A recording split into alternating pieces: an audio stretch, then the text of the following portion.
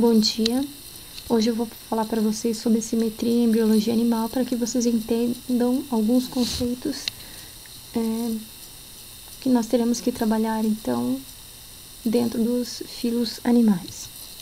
Quando nós falamos então em tipos de simetria, nós precisamos analisar o número de planos que podem ser formados dentro do grupo dos animais. Quando nós falamos então em simetria radial, nós temos organismos onde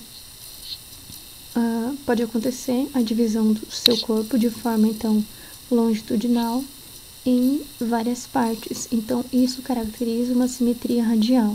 No caso aqui nós temos a estrela do mar, que tem uma simetria pentarradial.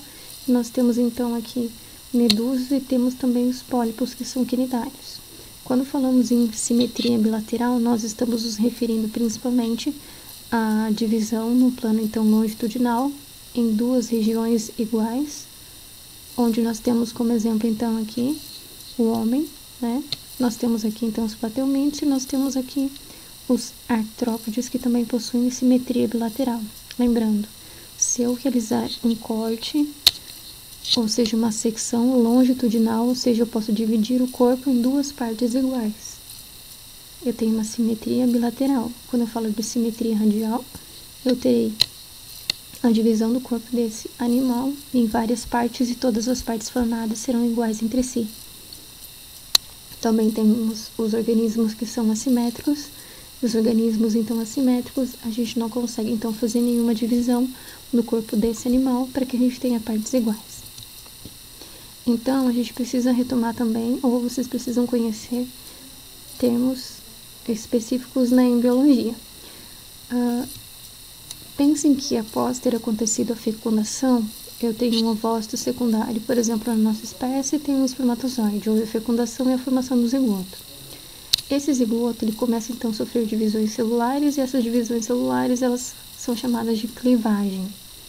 Depois dessa clivagem eu tenho inicialmente então o zigoto formado por uma única célula, posteriormente eu já tenho divisão em 2, 4, 8 e assim sucessivamente, até a formação de uma esfera. Essa esfera ela vai ser formada por esferas menores, é como se eu tivesse uma bola, ou seja, uma esfera grande formada então por esferas pequenas. Como essa fase de desenvolvimento embrionário, ela se assemelha a uma mora chamada de mórula, que está representada também nessa fotomicrografia. Depois da fase de mórula, eu tenho cada uma dessas células migrando então para a extremidade. Quando elas migram para a extremidade, ou seja, para a periferia da célula, eu vou ter a formação então de uma estrutura que eu tenho o centro oco e eu tenho somente o revestimento externo, então, dessa estrutura. O revestimento então externo, ele se assemelha como se fosse a uma bolinha de ping-pong. A bola de ping-pong, ela tem o seu centro então oco e ela tem somente parede nas extremidades. Cada uma dessas células recebe um nome específico. Essas células são chamadas de blastômeros. Os blastômeros, eles vão se unir e vão formar um tecido de revestimento. Ou seja, eu tenho uma blastoderme, revestimento, tenho blastoderme.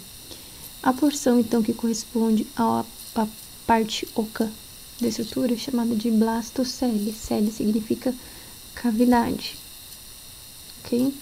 Essa fase que eu falei para vocês, que se assemelha à bola de ping-pong, é chamada de fase de blástula. Fase de blástula, peguei a bolinha de ping-pong e cortei no meio, vocês estão observando. Aqui eu tenho a representação, então, da blastoderme, cada uma das células, blastômeros, e aqui a porção oca é a blastocele, ou seja, a cavidade é a blastocele, cele, cavidade.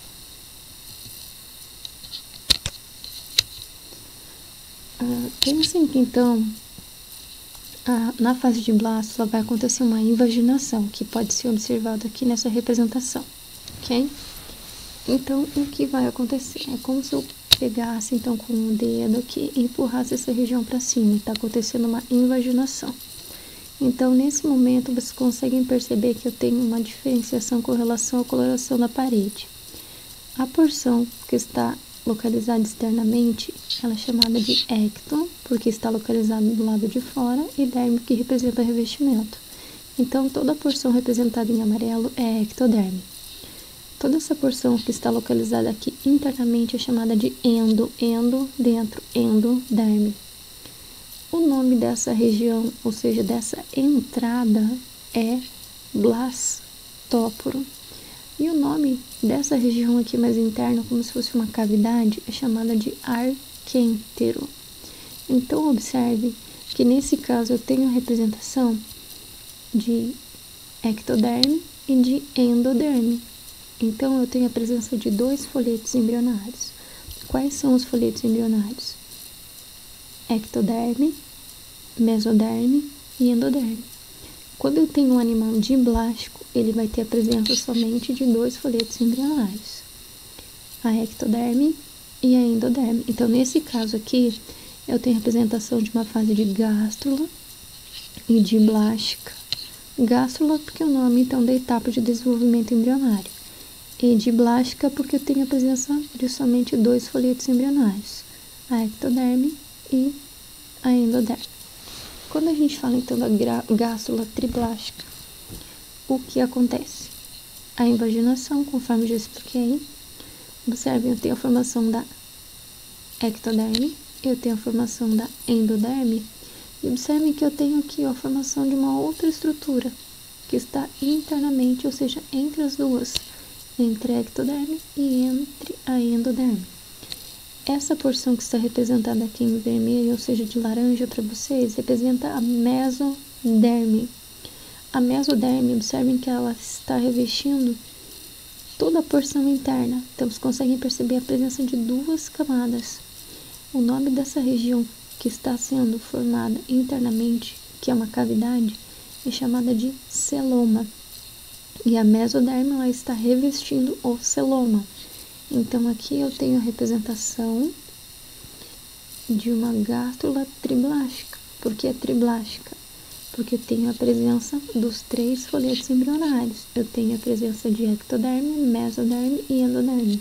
Ou seja, animais, ou seja, organismos triblásticos têm como característica gástrula triblástica.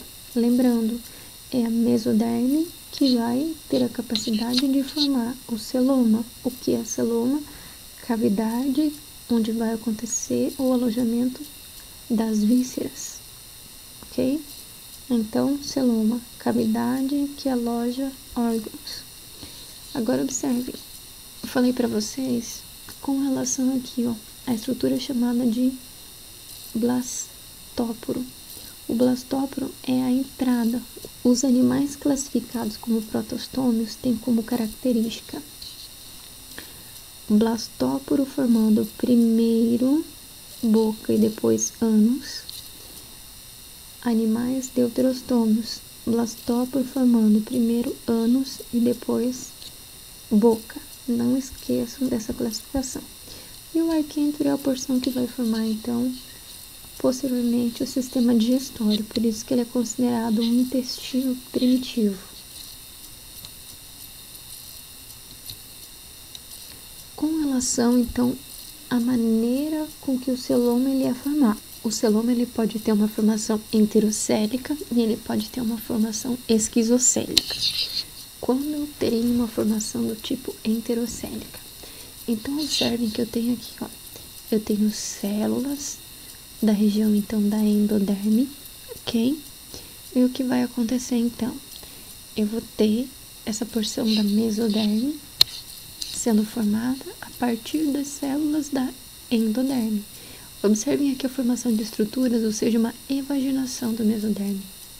Evaginação das células lá da estrutura interna, formando como se fossem 2 orelhinhas. Elas continuam aumentando de tamanho, até que aconteça o seu total desprendimento. Aqui, então, essa porção ela se fecha novamente. Vai acontecer o preenchimento total, as células, então, elas vão se unir até a formação, então, da estrutura inteira, que vai revestir, então, a porção do celoma. Então, aqui eu tenho a representação da formação enterocélica. Bom, então, com relação à formação enterocélica, como ela vai acontecer? A mesoderme, ela vai, então, se formar por meio de uma série de bolsas, a partir, então, do arquêntero, né? A porção que está localizada nessa região, certo? Elas vão se destacar, então, dessa porção, vão crescer e vão permitir a formação, então, do celoma. Agora, observe, na formação esquizocélica, o que acontece? A mesoderme, ela está sendo formada, né? A partir do desprendimento de células que estão localizadas nessa região, ok? Então, nesse momento, o que vai acontecer? As células dessa região, elas começam a se desprender e elas estão se acumulando na lateral. Elas continuam, então, aumentando de tamanho, aumentando em número. Vai acontecer, então, posteriormente a união até o completo revestimento, então, da cavidade. Ou seja, eu tenho novamente a formação do celoma. Na formação, então, esquizocélica, a mesoderme forma-se na parede do arquêntero, parede do arquêntero, próximo, então, à região do blastóporo, e vai proliferar em uma faixa de tecido que se divide, então, para formar o celoma.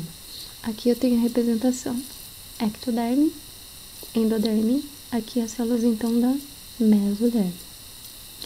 Observem o que está acontecendo. As células, elas estão da mesoderme, elas estão aumentando de tamanho, está acontecendo um revestimento total aqui. Eu tenho a formação, então, de celoma. Aqui nessa porção, eu tenho o blastóporo. Observe o que acontece. Essa porção aqui, ou seja, a porção da endoderme, ela vai se unir à porção da ectoderme. E nesse momento vai acontecer a ruptura nessa região. Aqui no blastóporo, eu teria a formação primeiro da boca e depois do ânus. Se eu tenho a formação primeiro da boca e depois do ânus, significa que aqui eu tenho uma gástrula, e essa gástrula representa os animais protostômios. Observem aqui, eu tenho a segunda representação. Nessa segunda representação, observem que está acontecendo a invaginação, tudo bem? Acontece a invaginação para a formação, então, da mesoderme, ok? Observem que também está acontecendo a mesma questão das células da endoderme, entrando em contato com as células da ectoderme, novamente abertura, formação do celoma. Mas observem que na região do blastóporo, o que vai ser formado primeiro ânus e depois boca. Ou seja, se eu tenho a formação de ânus e depois boca, quando eu falo do blastóporo, eu estou me referindo a animais deuterostômios. Então, animais protostômios, o blastóporo forma primeiro boca e depois ânus. Animais deuterostômios, o blastóporo, a entrada, vai formar primeiro ânus e depois boca. Enterocélica, esquizocélica, ok? Então, pense que não são todos os animais que possuem celoma. Então, por isso que eles são classificados como sendo celomados, os que possuem celoma, os acelomados que não possuem celomas e os pseudocelomados quando tem celoma, mas a cavidade formada ela não é totalmente revestida de mesoderme. E eu vou explicar isso para vocês. Quando que os organismos são chamados, então, de acelomados? Quando eles não possuem celoma. Quais são, então, os organismos que não possuem celoma? Então, o porífero não vai entrar aqui na classificação, porque ele nem chega, então, nessa fase de gástrula, tá? Então, para na fase de blástula, por isso que não entra na classificação. Com relação aos quinidários e aos platelmintos, por que eles são acelomados? Porque eles não possuem celoma.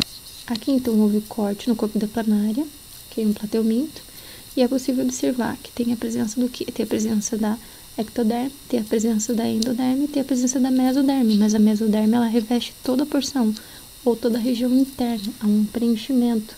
Então, não tem um local para alojar órgãos, porque é tudo preenchido de mesoderme, então eles são acelomados. Agora, observem que eu tenho a representação de organismos pseudocelomados. Apresento cavidade, tá? Parcialmente revestido de mesoderme, tá? Então, observem, aqui eu tenho a ectoderme, aqui eu tenho a endoderme.